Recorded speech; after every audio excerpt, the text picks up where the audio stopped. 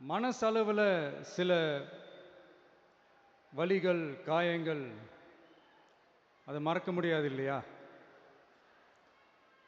எல்லார் லைஃப்லையும் அப்படி தான், நமக்கும் அப்படி தான். நிறையா வலிகள், காயங்கள் எல்லாத்தையும் தாண்டி தான் வந்திருக்கிறோம். ஆனால் எல்லாத்தையும் விட ரொம்ப ஜாஸ்தியான அந்த வலியும் அந்த காயமும் எனக்கு அந்த கரூர் சம்பவம் தான்.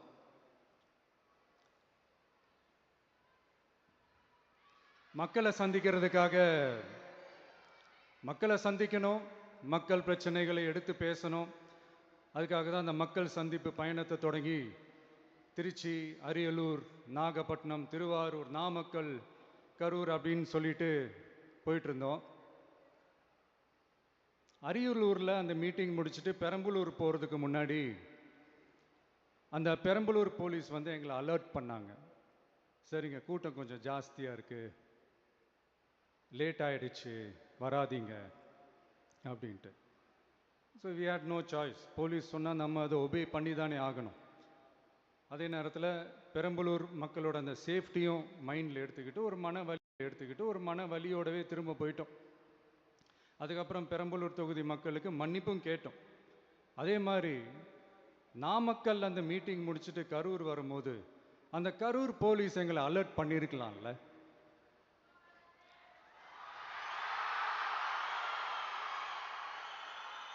இல்லை சார், இங்கே எதிர்பார்த்ததை விட கொஞ்சம் கூட்டம் அதிகமாக இருக்குது, கண்ட்ரோல் பண்ண முடியல, வராதிங்க. அண்ட் போலீஸ் நினச்சா அவங்க அந்த மீட்டிங்கே கேன்சல் பண்ணலாம். ஏதோ தப்பாக இருக்குது, ஏதோ தப்பாக தோணுது அப்படின்னு நினச்சிட்டாலே they have all the rights to cancel the meeting. எங்ககிட்ட கேட்கணும்லாம் ஒன்றும் அவசியமே கிடையாது. ஆனால் அதையெல்லாம் எதுவுமே செய்யாமல் அந்த ஹைவேல இருந்து அந்த ஸ்பாட்டுக்கு போலீஸே எங்களை உள்ள கூட்டிட்டு வந்து விட்டு அந்த நாடகம்லாம் இருக்கு பாருங்க.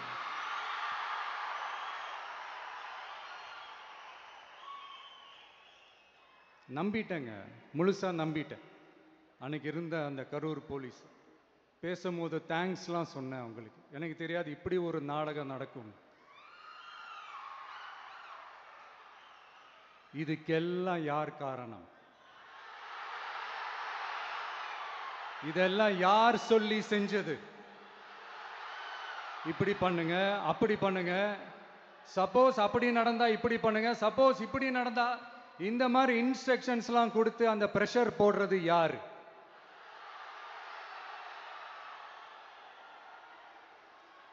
அந்த சம்பவத்தில் நம்ம யாரெல்லாம் இழந்திருக்கோம் தெரியுமா? ஒரு டிவியில் என் படமோ பாட்டோ வந்துச்சுன்னா, அம்மா விஜய் மாமா, அம்மா விஜய் மாமா அப்படின்னு சொல்லி அவங்க அம்மா கிட்ட சிரிச்சுக்கிட்டு அந்த டிவி ஸ்கிரீனை போய் தொட்டு முத்தம் கொடுத்துக்கிட்டு என் அக்கா தங்கச்சிங்களோட தங்க பிள்ளைகளை இழந்திருக்கோம்யா. மழலை கூட சரியா வராதப்போ ஒரு பேப்பர் மேகசின்ல என் போட்டோவை பார்த்தா அது சிரிச்சுக்கிட்டு அந்த கள்ளங்கபடம் இல்லாத அந்த சிரிப்பு, அந்த கடவுள் மாதிரி இருக்கிற அந்த பச்சை பிள்ளைங்களை இழந்திருக்கோம்யா. என் அக்கா தங்கச்சி அண்ணன் தம்பி குடும்ப உறவுகளை இழந்து அந்த வலியோட இருக்கிற என்ன நீங்க ஏளனமா பேசுறீங்களா? என் மேல பழிய தூக்கி போடுறீங்களா? இப்படி ஒரு சம்பவம் நடந்துருச்சு. இது ஏன், எதனால, அதுக்கான பின்னணி என்னன்ட்டு அந்த வலியோட வீட்டில் உட்கார்ந்துட்டு இருக்கிறேன். ஓடி ஒளிஞ்சிட்டான்னு வர சொல்றீங்களா? வாயின்னு முன்ன இருந்தா என்ன வேணாலும் பேசுவீங்களா?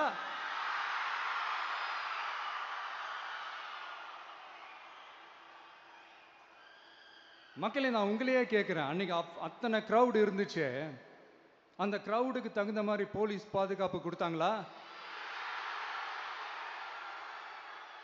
இந்த இடத்தை எடுத்துக்க சொல்லி நாங்க தான் சொன்னோம்னு ஒரு போலீஸ் ஆபீசர் பேட்டி கொடுக்கிறாரு, அதுக்கு என்ன அர்த்தம்? இவ்வளோ வலி, இவ்வளோ காயங்கள் கொடுத்துட்டு பழியை தூக்கி நம்ம மேல போட்டுட்டு அதுல ஒரு அரசியல் ஆதாயம் தேடுறீங்களேயா? இதுல வாய் கூசாம சட்டசபையில ஸ்டாலின் சார் நம்ம மேல திருப்பி விட்டு அங்க ஒரு அரசியல் செய்யறாரு, அதுக்கு என்ன அர்த்தம்? நமக்காக வந்திருக்கிற மக்களை காக்க வைக்கிறதுக்கு நான் ஒன்றும் ஆதாயம் தேடுற அரசியல்வாதியெல்லாம் கிடையாது. மக்களுக்காக அரசியலுக்கு வந்தவன் இந்த விஜய். எனக்காக எல்லாமும் கொடுத்த என் மக்களுக்காக எல்லாத்தையும் விட்டுட்டு மக்களுக்காக மட்டுமே அரசியலுக்கு வந்தவன் இந்த விஜய். அவங்களுக்காக நன்றி கடன் செலுத்துறதுக்காக மட்டுமே அரசியலுக்கு வந்தவன் இந்த விஜய். உங்களுக்கு தான் இந்த விஜயை பத்தி நல்லா தெரியுமே. ஆனா நம்ம எல்லாருக்குமே இத்தனை வலிகள் காயங்கள் கொடுத்தவங்களுக்கு இந்த 2026 தேர்தலில் தக்க பதிலடி கொடுத்துட்டீங்க. ஆனா அது மட்டுமே பத்தாது மக்களே, அது மட்டுமே பத்தாது. காலகாலத்துக்கும் எழுந்திருக்கவே முடியாத அளவுக்கு நிரந்தரமான ஒரு பதிலடியை நீங்க கொடுத்துக்கிட்டே இருக்கணும்.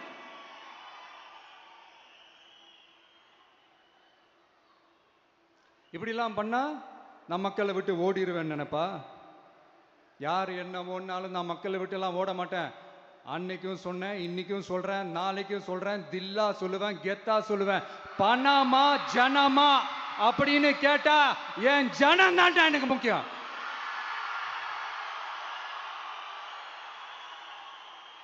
மக்களே, உங்களை விட எனக்கு இந்த காசு பணம் முக்கியமா என்ன? இவ்வளோ குறைகள் நம்ம மேல சொல்றாங்களே, இப்ப நான் சொன்ன மாதிரி அவங்களால ஓப்பனா சொல்ல முடியுமா? அந்த தில்லு இருக்கா, திராணி இருக்கா? ஒரு கிடையாது. ஆனா நம்ம மக்கள் அமைச்சு கொடுத்த நம்ம அரச குறைகள் மட்டும் டிசைனா மாடல் மாடலா குறைகள் மட்டும் சொல்லுவாங்க. ஒவ்வொரு டிபார்ட்மெண்ட்லயும் அந்த பார்ட்டி ஃபண்ட், அந்த கட்சி நிதின்ற பேர்ல அடிக்கிற கொள்ளையெல்லாம் இந்த தீய சக்தியா இருக்கட்டும், தீந்து போன சக்தியா இருக்கட்டும், ரெண்டு பேரும் மாறி மாறி இதே தான் செஞ்சிட்டு இருக்கிறாங்க. இதுல ஒரு ஹைலைட் காமெடி என்னன்னா, சட்டசபையில் பேசும்போது பார்ட்டி ஃபண்டுன்னு தான் சொன்னேன். அது எந்த பார்ட்டி, என்ன ஃபண்டு, யாரு, என்ன பேரு எதுவுமே சொல்ல. பார்ட்டி ஃபண்டுன்னு சொன்னவனை எடுத்தாங்க பாருங்க ஒரு ஓட்டம். எனக்கே ஃபர்ஸ்ட் புரியல, ஏன்பா ஓடுறாங்க? அப்படி என்ன நம்ம சொல்லிவிட்டோம்? அதான் அந்த குற்றம் உள்ள நெஞ்சுக்கு தான் குறுகுறேங்கும். இது எப்படி இருக்கு தெரியுமா? எங்க அப்பா பீரோக்குள்ள இல்ல, எங்க அப்பா பீரோக்குள்ள இல்ல அப்படின்னு சொல்ற மாதிரி. ஐயோ, ஏன் கேக்குறீங்க? இவங்களோட செம்ம கூத்தா இருக்குங்க, செம்ம ஃபன்னா இருக்கு.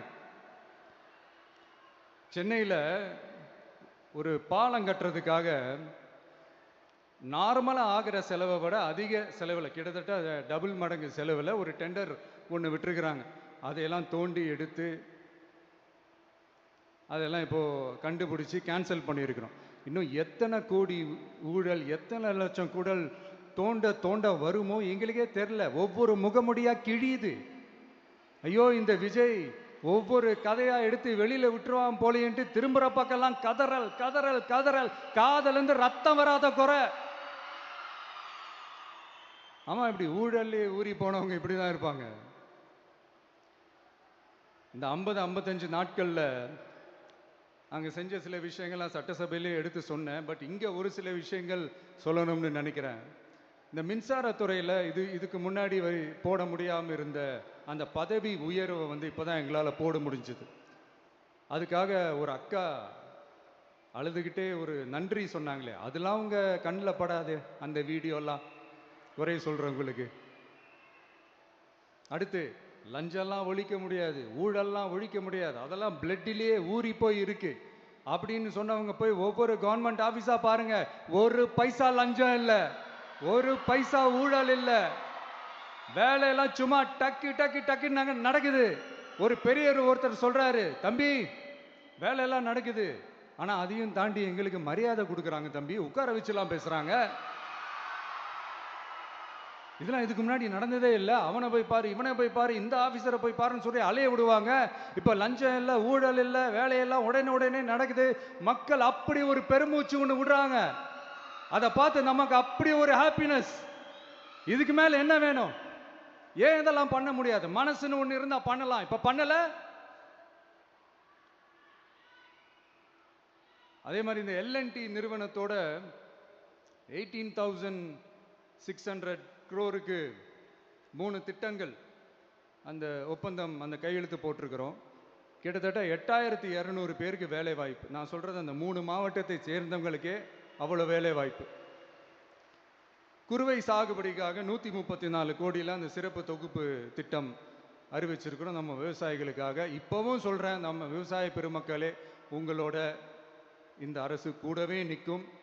பெண்கள் பாதுகாப்புக்காக சிங்கப்பெண் அதிரடி படை, அது உங்களுக்கு நல்லாவே முன்னாடியே தெரியும். வரப்போகிற அறிஞர் அண்ணா அவர்களுடைய பிறந்த நாளில் உங்கள் அண்ணனுடைய அரசில் தாய் மாமன் தங்க மோதிர திட்டம் அறிவிக்கப்படும். இதெல்லாம் கேட்டாங்களே, வாக்குறுதி கொடுத்தீங்களே, என்னாச்சு என்னாச்சுன்னு. இந்த தீய சக்தி மாதிரி ரீல் தாய் மாமன்லாம் கிடையாது, ரியல் தாய் மாமன். எப்படி ரியல் தாய் மாமன்.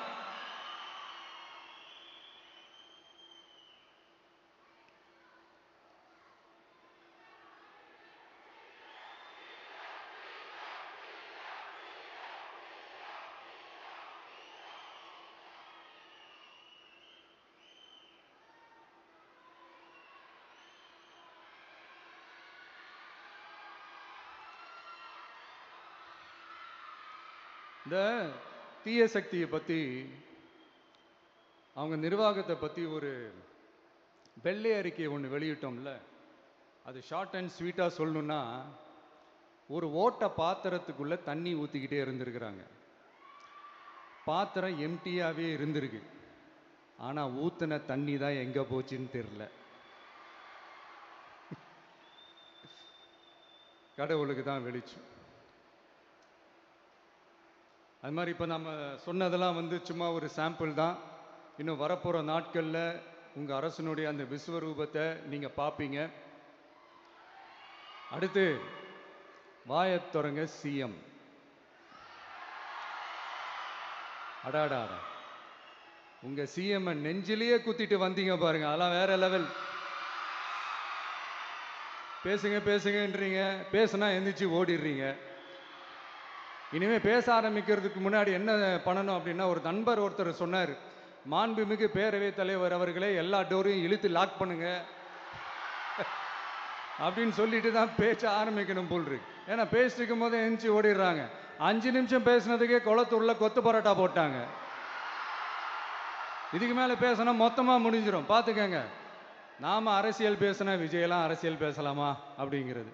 சரிப்பா, நமக்கு எதுக்கு வம்பு, நம்ம பாட்டுக்கு நம்ம வேலையை பார்ப்போம், எதுக்கு அவங்கள பற்றி பேசிக்கிட்டு அப்படின்னு இருந்தா விஜய்க்கு அரசியலே பேச தெரில அப்படிங்கிறது. இப்படியே மாறி மாறி மேகதாது அணையை பற்றி என்ன தெரியும், விஜய் அதை பற்றி பேசலை.